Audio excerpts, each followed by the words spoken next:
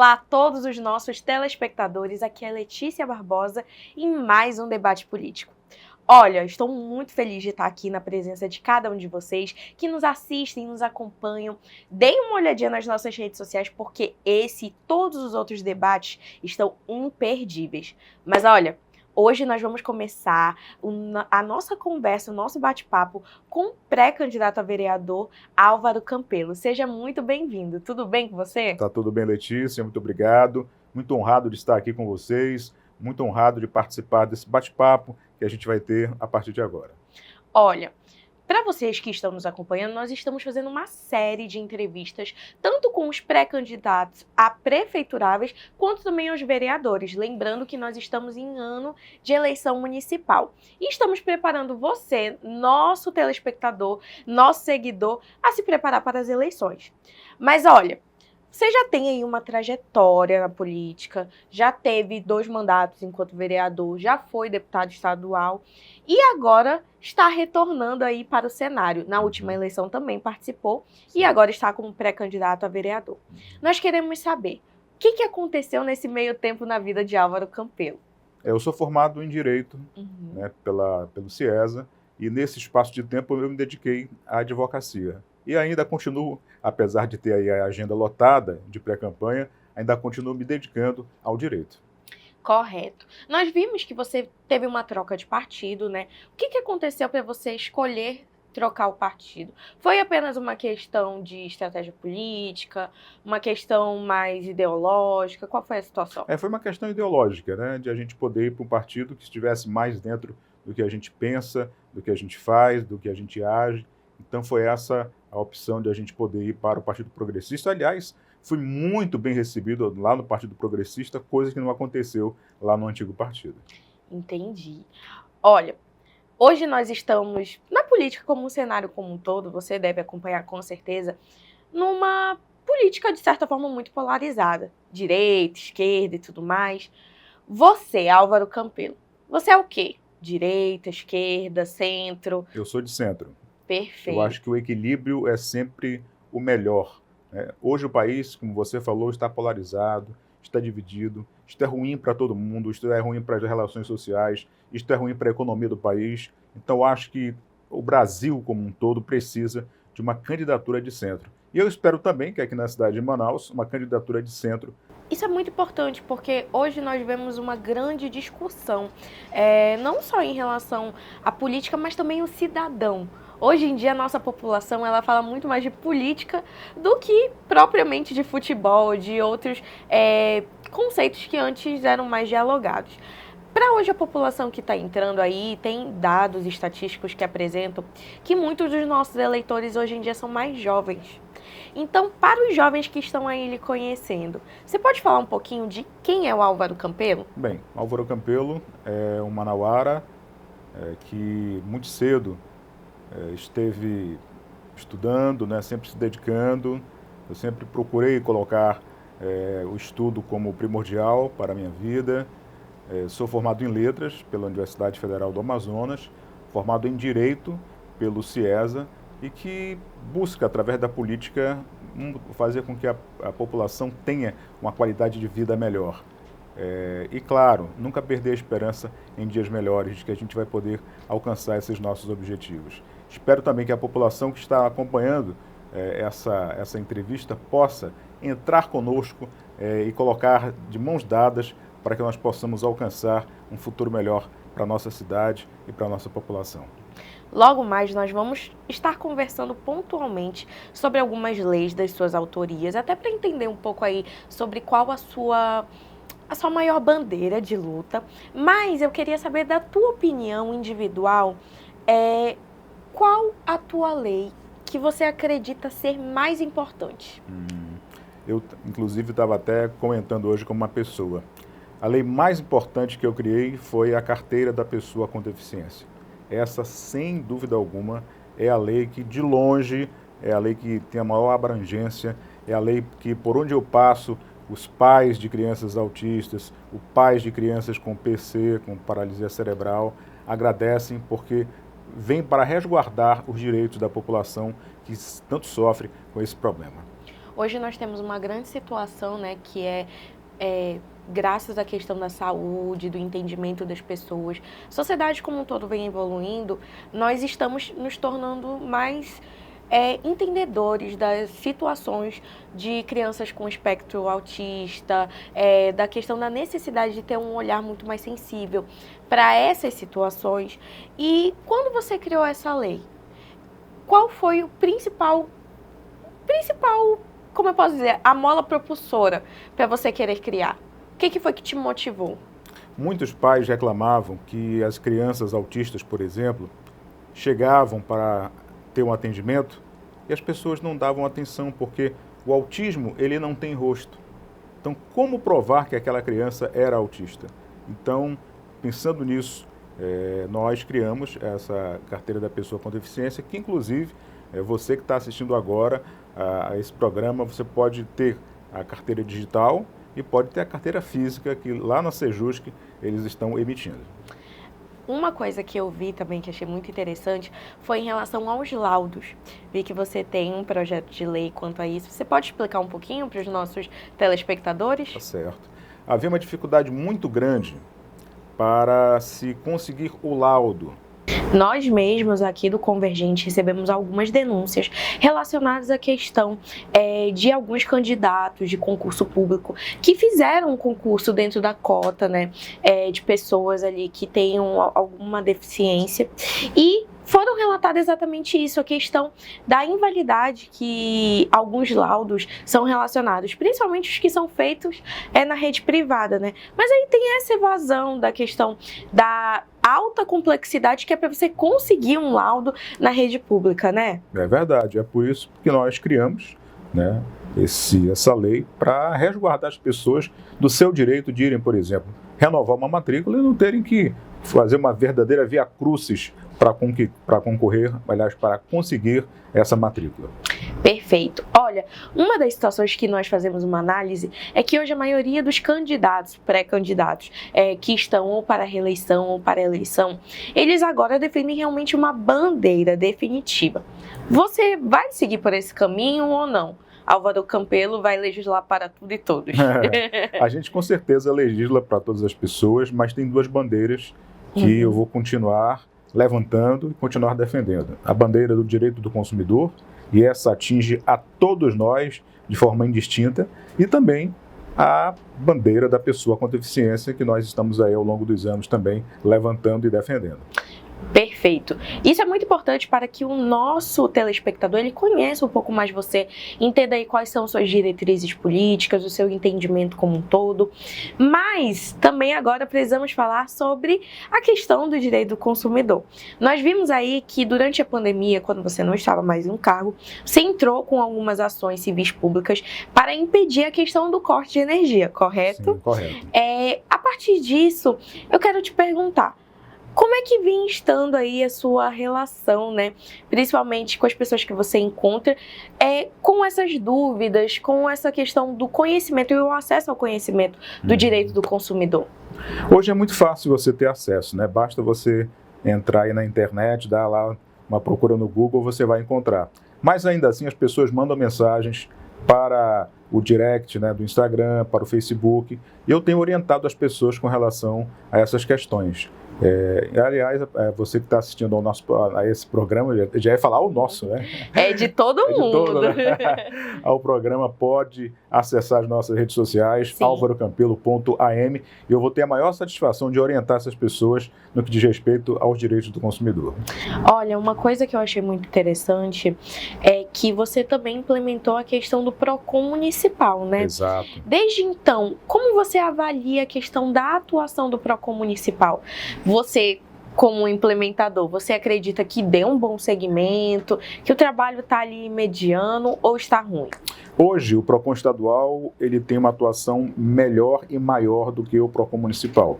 Eu julgo que o PROCON municipal precisa dar, né, uma guinada aí no seu comando para que ele possa atender os objetivos que realmente o programa, aliás, o órgão tem. Quais comandos seriam? Hoje, se você estivesse à frente novamente, ou então à frente da pasta propriamente dita, o que você faria para melhorar?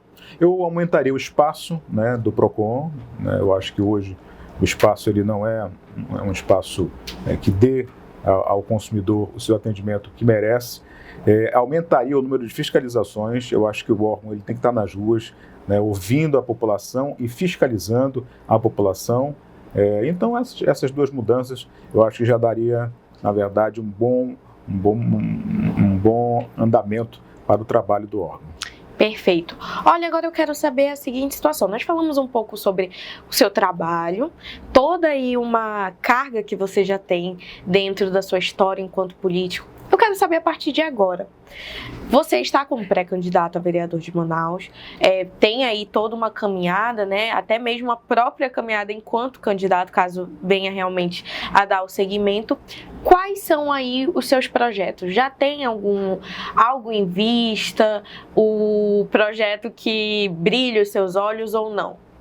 Eu estava conversando com um cidadão e ele perguntou o porquê que os cadeirantes eles tinham que pagar o Zona Azul. E aí me veio a ideia, né, de a gente apresentar uma indicação à Prefeitura de Manaus para que tanto os cadeirantes como os idosos não paguem o Zona Azul. E é algo que é realmente justo, né, que isso aconteça. Para você, nosso telespectador que está nos acompanhando, que está vendo essa entrevista, guarda aí, anota todas essas informações, porque política também é educação, também é sociedade. Olha, agora nós vamos dar seguimento para uma parte do programa que eu particularmente gosto muito, que é o jogo das cartas. Às vezes é o mais esperado, outras vezes é o mais temido, mas eu tenho certeza que você vai sair super bem, dar sua opinião aí, colaborando com a nossa população. Aqui eu quero saber a sua opinião sobre os candidatos, ou então as pessoas, os personagens políticos que estão aqui. Vamos lá. Pode tirar uma carta. Vamos lá. Deixa eu pegar essa daqui. Já posso olhar? Pode olhar. Já posso olhar. E pode mostrar. Ah, tá certo. Capitão Alberto Neto. Capitão Alberto Neto é pré-candidato à Prefeitura de Manaus. Pré-candidato, né, amigo, né, um grande companheiro.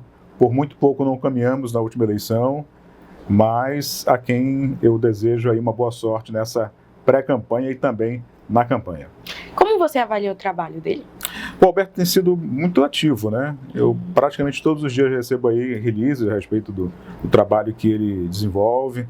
É uma pessoa muito ligada ao ex-presidente Bolsonaro e tem feito um bom trabalho.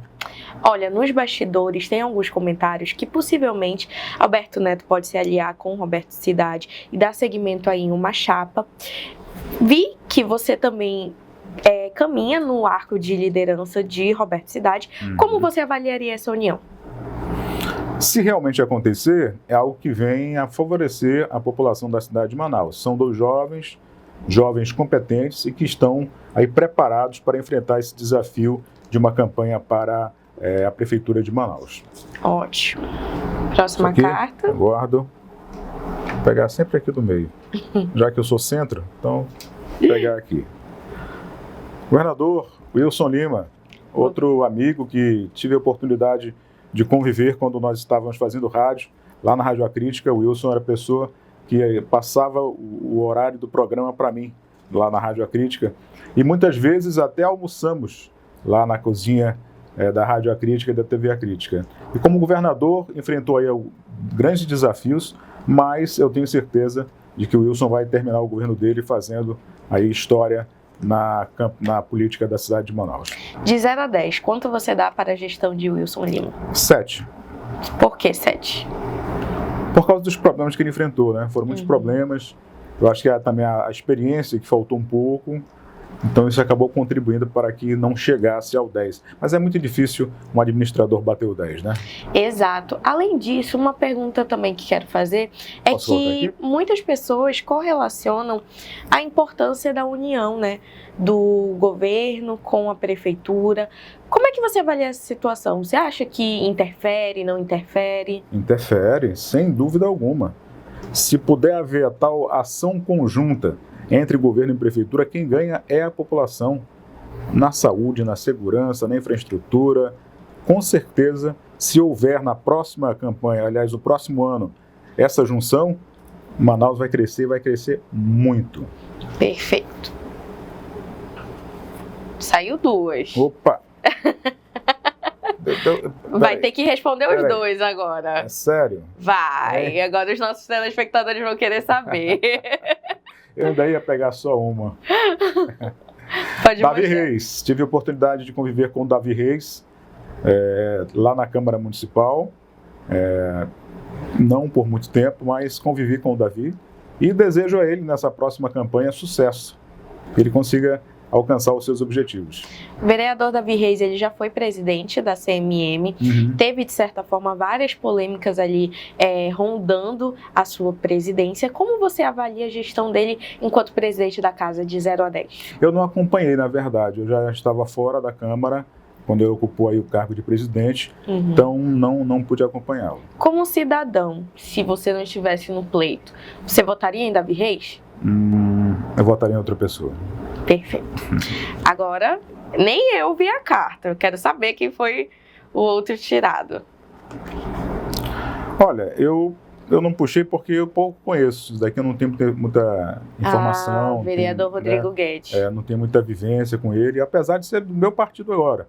Mas não tenho essa convivência. Espero que a partir do próximo ano a gente possa ter essa convivência, possa se conhecer um pouco mais. Ótimo. Então agora, vamos...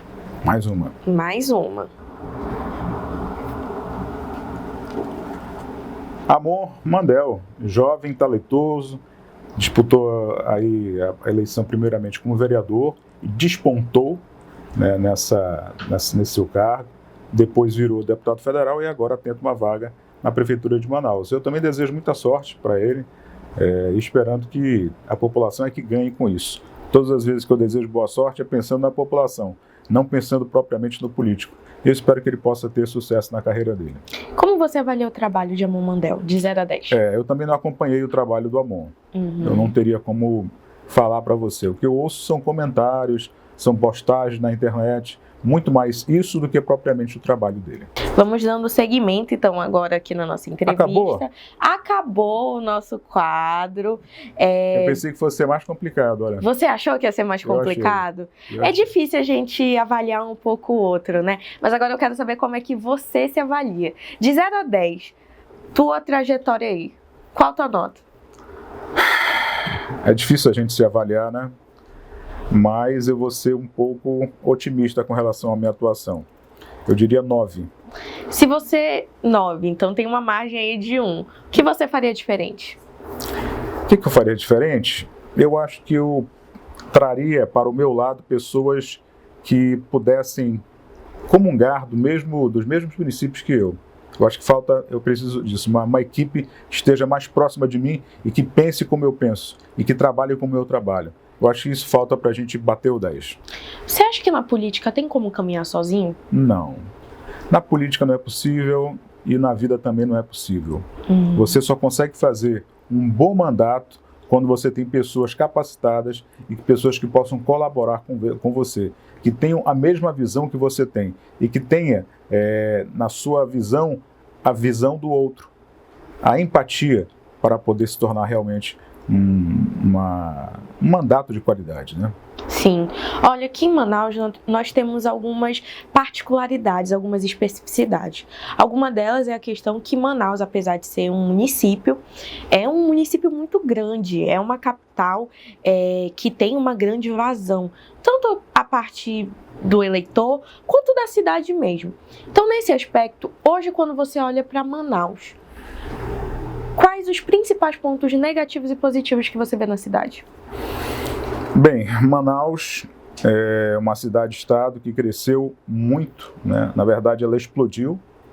E aí as invasões, elas colaboraram para que os problemas eles se tornassem ainda mais graves, né? Então, Manaus, na verdade, se a gente for pontuar, eu acho que ela precisa melhorar em todos os seus aspectos, mas em especial no quesito saúde. Por onde eu passo, com quem eu converso, sempre fala, o problema de saúde é o problema mais grave que existe em Manaus.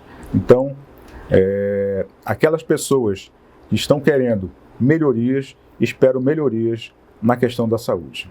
E além disso, desse aspecto das mudanças da cidade de Manaus, também quero te perguntar agora voltado um pouco para a área do consumidor. Você tem uma lei que é muito importante, até hoje mesmo para nós consumidores, que é a questão da lei do troco. Essa lei, você acha que ela vem sendo realmente cumprida? Tem alguma denúncia quanto a isso? Como é que foi que se deu? Eu me orgulho muito de ser o autor dessa lei. E por onde nós passamos, nos estabelecimentos comerciais, você vê lá a placa da lei do troco. E é uma das pouquíssimas leis que realmente são respeitadas. E a população exige, pede mesmo. Então, é assim, um orgulho muito grande de ter uma lei que está efetiva. Olha, o Convergente, nós temos alguns quadros que inclusive avalia e acompanha como é que está a questão do desempenho dos vereadores, e não só dos vereadores, também do cargo legislativo, executivo e por aí vai. Mas, propriamente falando dos vereadores, por vezes tem uma grande rejeição da população quanto ao trabalho que vem sendo executado. Você que está como pré-candidato a vereador, eu quero saber, na tua opinião, tu acha que hoje as pessoas realmente vêm fazendo leis ou tá mais ali pelo oba-oba do discurso? Porque a gente vê muita polêmica, a gente vê muita discussão, a gente vê muita briga, mas por vezes a população fala que tá faltando lei, tá faltando fiscalização. O que você acha disso? Apesar da função precípua do legislador criar leis, eu acho que nós temos leis demais. Eu acho que nós precisamos aplicar e fiscalizar essas leis. De começo é isso. Agora, com relação à atuação, realmente falta um pouco mais. Falta ir para a rua, falta ouvir a população, falta conversar, para que você possa fazer um mandato que honre, né, o seu nome e a sua história. Então, eu acho que falta um pouco disso. Agora nós queremos perguntar a você. Álvaro Campelo, por Álvaro Campelo. O que é política para você? Política é a arte de fazer o bem. Política é a arte de fazer para as pessoas o que a gente quer para nós mesmos. E ao longo desses anos, eu tenho procurado fazer isso. Procurado fazer o bem para as pessoas através dos cargos públicos. Espero poder dar continuidade a esse trabalho que a gente vem fazendo. Por que voltar ou por que querer dar seguimento na política? Como eu falei, a política é a arte de fazer o bem. Eu tenho experiência necessária para voltar à Câmara Municipal e dar continuidade ao trabalho que eu já fazia na Câmara e que depois se estendeu para a Assembleia Legislativa. É a oportunidade que eu tenho para contribuir ainda mais com a população que está tão carente, que está tão precisando tanto de alguém que possa realmente lutar pelos direitos dela. Entre o novo e o experiente, qual você fica? Nem novo e nem experiente. Eu acho que eu sou capacitado para desenvolver o cargo como vereador da cidade de Manaus. O que você acredita que é necessário para alguém ser um bom vereador? Agora falando como cidadão, realmente. Não como pré-candidato, mas quando você mesmo vai na urna, escolhe alguém para lhe representar. Quais são os pontos que você acredita ser necessário? Ele primeiro tem que ter sensibilidade. Sensibilidade para conhecer os problemas, para estar observando as dificuldades. Então, acho que o ponto principal é esse. Tem que ter qualificação? Tem. Tem que ter pelo menos uma qualificação, nem que seja mínima, mas não dá para você colocar qualquer pessoa. Até porque, por exemplo, se você presta presta um concurso público, vai concorrer a um concurso público, você tem que ter o mínimo de formação. É preciso ter sensibilidade. Eu estava no bairro da Colônia Antônio Aleixo, numa reunião com os moradores do bairro. E aí me falaram de uma série de problemas, entre eles, aquilo que a gente já colocou isso, a questão da saúde. Então, quando você vai até a população, você ouve essas demandas e pode transformá-las em leis, em indicações. E aí, claro, tem que ter a sensibilidade da pessoa de poder apresentar isso da melhor maneira possível. Olha, agora dando um pouquinho de seguimento e já caminhando para finalizar o nosso programa, porque infelizmente nós temos um tempo, um compromisso com cada um de vocês, mas não se preocupem, porque não vai parar por aqui. Com certeza vai ter outras oportunidades para você voltar, mas agora caminhando para o fim, eu quero saber sobre algumas opiniões suas mesmo, enquanto alguns acontecimentos relacionados à nossa cidade. Nós estamos entrando num momento muito delicado, que é a questão dos momentos aí das secas, e infelizmente o Amazonas, a Amazônia, ela vem vivendo uma seca histórica. Esse ano está sendo aguardada aí uma ainda pior. O que você acha que pode ser feito para nós amenizarmos as problemáticas que a população vai viver? Agir com antecedência, não esperar que a coisa aconteça para partir para a ação. E ter uma proximidade com o governo federal. O governo federal foi essencial nessa questão do Rio Grande do Sul, e eu acho que agora, né, tendo tempo, tendo oportunidade, o governo estadual precisa estabelecer esse contato estreito com o governo federal. Você se declara centro. Nós conversamos aqui sobre a questão da polarização, e quando falamos de polarização é impossível não comentar sobre Jair Bolsonaro e Lula. Então, nessa situação, como você avaliou o governo de Jair Bolsonaro? O Bolsonaro, ele em muitos aspectos foi muito positivo. Eu acho que o grande problema dele foi ele mesmo, né? Ele ter falado muito, ter deixado as emoções aflorarem. Isso acabou prejudicando o governo dele. Mas a gente observa que o Lula não está diferente, não. Ele está indo também na mesma, né, nessa mesma pisada aí. Eu espero que as coisas possam melhorar, porque a população já está cansada de tanto discurso e de pouca prática. Você falou um pouquinho sobre o Lula, mas agora especificamente sobre ele. Nós sabemos que ele ainda não terminou este mandato, ainda está aí no meio, mas já tem o que se avaliar. O que você vem achando do trabalho dele? Ele tem se esforçado, né, para fazer um bom governo. E, na minha opinião, tem sido até um pouco além do que ele fez no seu primeiro mandato.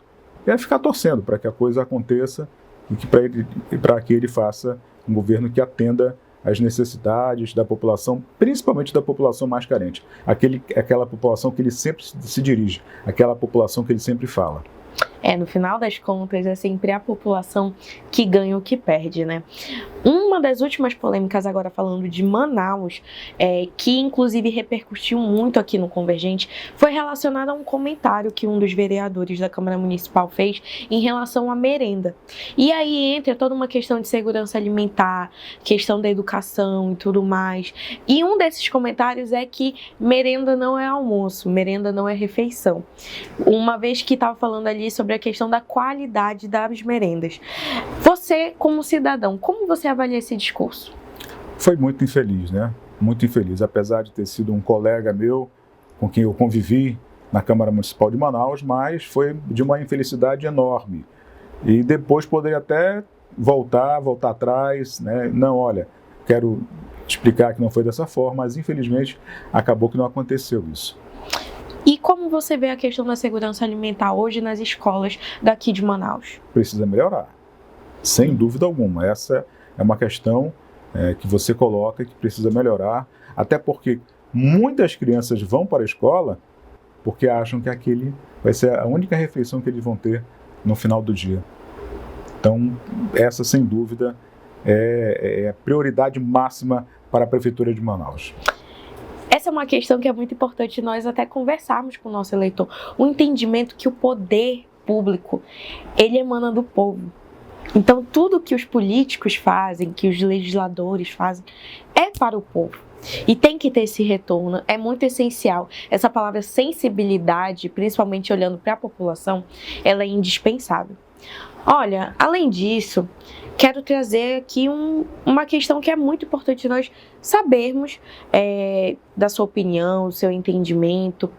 Hoje em dia, as pessoas estão fazendo a política de uma forma muito diferente da de antes, né? Inclusive, o Convergente, ele está fazendo uma série muito importante e imperdível para os nossos leitores, que é quanto à questão das estratégias de marketing. Foi difícil para você, apesar de você não ser um político velho, assim, ou da velha guarda, porque tem isso, essa adesão, né? Foi difícil para você ter adesão direta para a tecnologia? Porque você é um comunicador nato, de certa forma, enquanto radialista.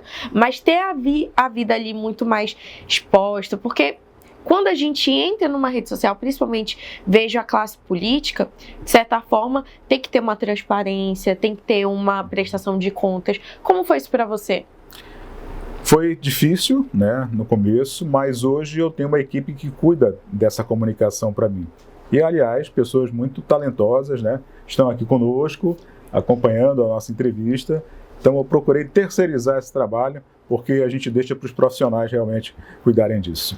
Mas você acha importante esse contato? Sem dúvida, é essencial esse contato direto com a população. Falei ainda há pouco, né, do rapaz que falou da questão do Zona Azul. Então, a gente passa a ter contato direto com a população, pega essas ideias e pode transformar numa lei, numa indicação, um discurso que a gente faz para sensibilizar quem realmente a gente precisa. Mas agora fica a dúvida, e é uma dúvida que, inclusive, estamos trazendo nessa série. Campanha nas redes sociais. Muda ou não uma campanha como um todo? Muda, com toda certeza. Ao longo dos anos aí a gente tem visto que a campanha ela faz o diferencial. Muito embora eu prefira a campanha corpo a corpo. De ir para a rua, de participar das caminhadas, né, de fazer reuniões, mas sem dúvida alguma, quem entrou nessa pegada aí já de redes sociais vai se dar bem. É verdade. Olha, agora finalizando aqui o nosso programa definitivamente, gostaria que você deixasse uma mensagem aqui para os nossos telespectadores, deixasse o seu último, não um tchau, né? Um até breve, eu diria, para todos que estão nos acompanhando. Olha, primeiramente eu quero te agradecer a oportunidade de eu estar aqui, e você que está acompanhando o nosso programa, eu quero dizer que você pode encontrar no Álvaro Campelo alguém em quem você pode confiar, alguém que tem o objetivo de continuar trabalhando pela cidade de Manaus e com certeza vai atender aos seus anseios. Muito obrigado pela confiança. Olha, até aqui você, nosso telespectador, que nos acompanhou, o meu muito obrigado. É sempre um prazer participar com você desse programa que é sempre imperdível. E olha, esse compromisso é firmado toda terça-feira no canal 8.2 em horário nobre. Então deixo aqui também o meu muito obrigado e o meu abraço para a Érica Lima, nossa apresentadora, e para cada um de vocês que estão aqui nos acompanhando, viu? Esse e os outros programas você também consegue acessar no YouTube. Então, até a próxima!